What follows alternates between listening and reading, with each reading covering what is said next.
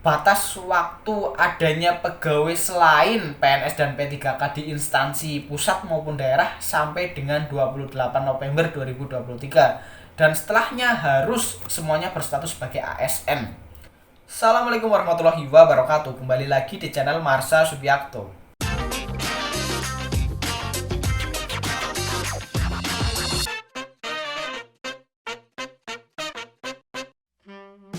Pada kesempatan kali ini kita akan kembali membahas informasi menarik.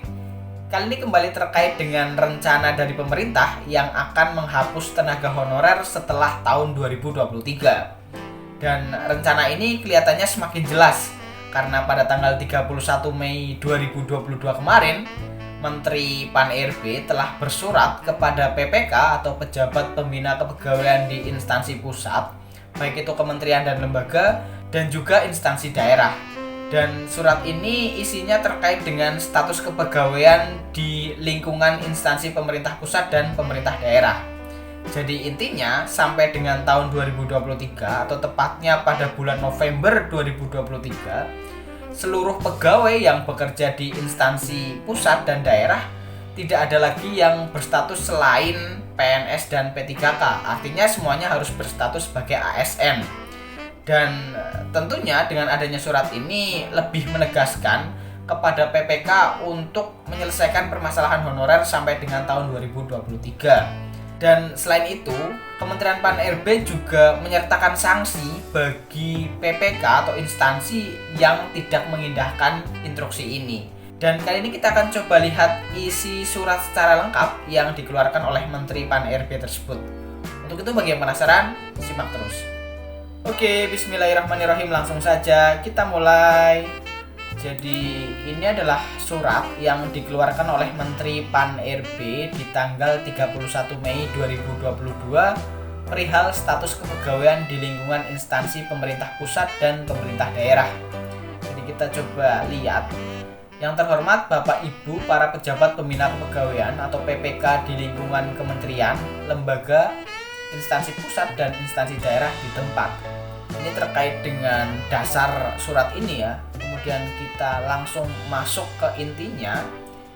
Jadi ini nomor 3. Oleh sebab itu, dalam Undang-Undang nomor 5 tahun 2014 tentang ASN, dalam rangka penataan SDM aparatur telah mengatur ASN yang menyebutkan A. Pasal 6 berbunyi pegawai ASN terdiri atas A. PNS dan B. P3K.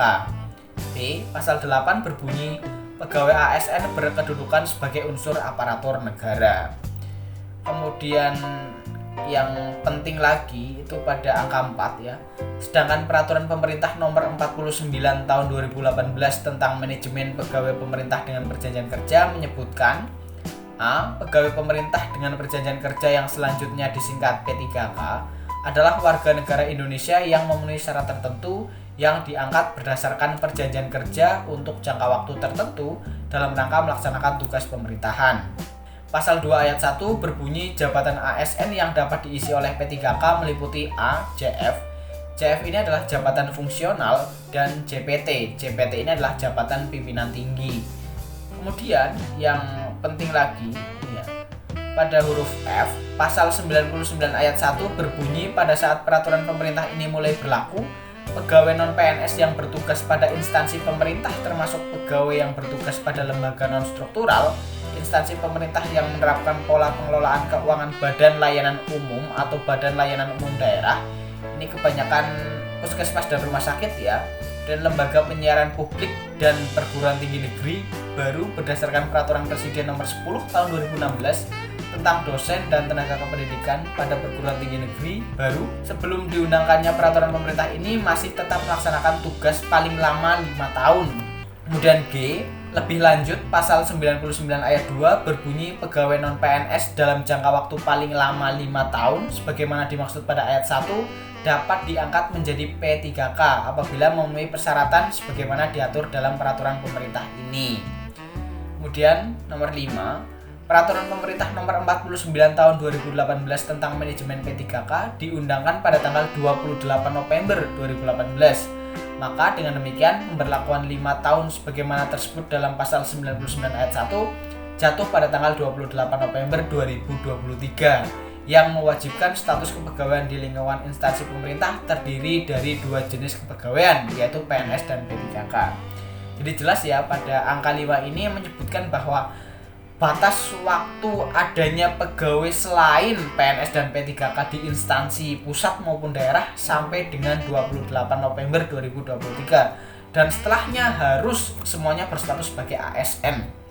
Kemudian nomor 6, berkenaan dengan hal-hal tersebut di atas dan dalam rangka penataan ASN sesuai dengan ketentuan peraturan perundang-undangan, agar para pejabat pembina kepegawaian A. Melakukan pemetaan pegawai non-ASN di lingkungan instansi masing-masing, dan bagi yang memenuhi syarat dapat diikutsertakan atau diberikan kesempatan mengikuti seleksi calon PNS maupun P3K.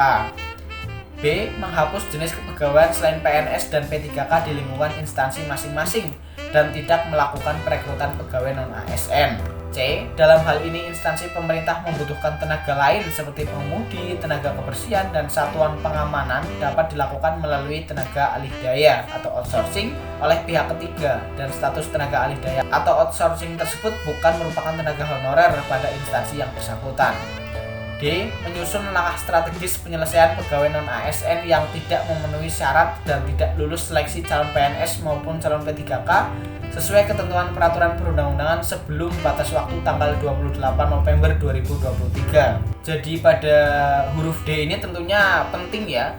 Jadi nantinya setelah diadakannya seleksi P3K di tahun 2022 dan 2023, walaupun ini belum jelas ya, tapi kelihatannya tetap akan dilaksanakan seleksi P3K di tahun 2022 dan 2023. Jadi pemerintah harus menyusun aturan terkait dengan pegawai-pegawai yang tidak terbawa atau pegawai-pegawai yang tidak lolos seleksi di tahun tersebut ya, 2022 dan 2023. Dan E, bagi pejabat pembina kepegawaian yang tidak mengindahkan amanat sebagaimana tersebut di atas dan tetap mengangkat pegawai non-ASN akan diberikan sanksi berdasarkan ketentuan peraturan perundang-undangan dan dapat menjadi bagian dari objek temuan pemeriksaan bagi pengawas internal maupun eksternal pemerintah.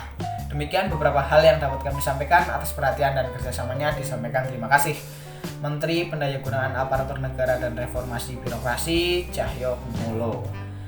Jadi sangat jelas bahwa Kementerian Pan-RB firm ya, atau berkomitmen menyelesaikan permasalahan honorer sampai dengan tahun 2023. Dan semoga dengan adanya surat ini, seluruh PPK, baik itu instansi pusat dan instansi daerah, semuanya bisa turut serta aktif menyelesaikan terkait dengan permasalahan honorer tersebut ya. Dan semoga setelah tahun 2023 semua pegawai yang bekerja di instansi pemerintah bisa berstatus sebagai ASN. Tetapi semoga dengan catatan seluruh pegawai yang saat ini sudah bekerja tidak ada yang di PHK atau semuanya bisa mendapatkan keputusan yang seadil-adilnya. Jadi mungkin itu yang bisa disampaikan pada kesempatan kali ini. Jika ada tanggapan atau pertanyaan silahkan tinggalkan di kolom komentar. Terima kasih, mohon maaf bila ada kesalahan. Wassalamualaikum warahmatullahi wabarakatuh.